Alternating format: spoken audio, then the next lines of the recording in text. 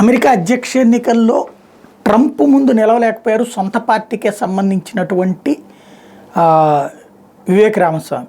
ఇప్పుడు ఆ వివేక్ రామస్వామి చైతన్యపరిచేటటువంటి కార్యక్రమం మాత్రం ట్రంప్ని గెలిపించడం కోసం చేస్తున్నారు. వైస్ ప్రెసిడెంట్ అవుతారన్నటువంటి ప్రచారం కూడా ఉంది. ఆయన ప్రధానంగా రైట్ చేస్తున్న పాయింట్, బైడెన్ వచ్చాక చొరబాటుదారుల సంఖ్య పెరిగిపోయింది. ఇప్పుడు అమెరికాలో ఉన్నటువంటి శరణార్థులు అలియాస్ చొరబాటుదారులు. శరణార్థులు అంటే ముందు చొరబడి ఆ పైన మాకు గతి లేక మీ దేశంలోకి వచ్చాం బతకనివ్వండి అంటూ అడిగితే కొన్ని రోజుల పాటు పోలీసులు కూర్చోబెట్టి ఆ పైన వాళ్ళకి తిండి పెట్టి ఆ తర్వాత దేశంలో బ్రతకడానికి అవకాశం ఇవ్వటం. ఇట్లాగా 40 లక్షల మంది అమెరికాలో ఉన్నారు. వీళ్ళ కోసం మన డాలర్లు ఎందుకు ఖర్చు పెట్టాలి అన్నటువంటిది ఆయన రైజ్ చేస్తున్న పాయింట్. $1000 ఒక్కొక్కళ్ళకి నెలకు ఖర్చు పెట్టుకోవడానికంటూ ఇస్తున్నటువంటి ఫెసిలిటీస్తో పాటుగా ఇతరత్రా ఫెసిలిటీస్ కారణంగా ఈ చర్చ రైజ్ అయ్యింది.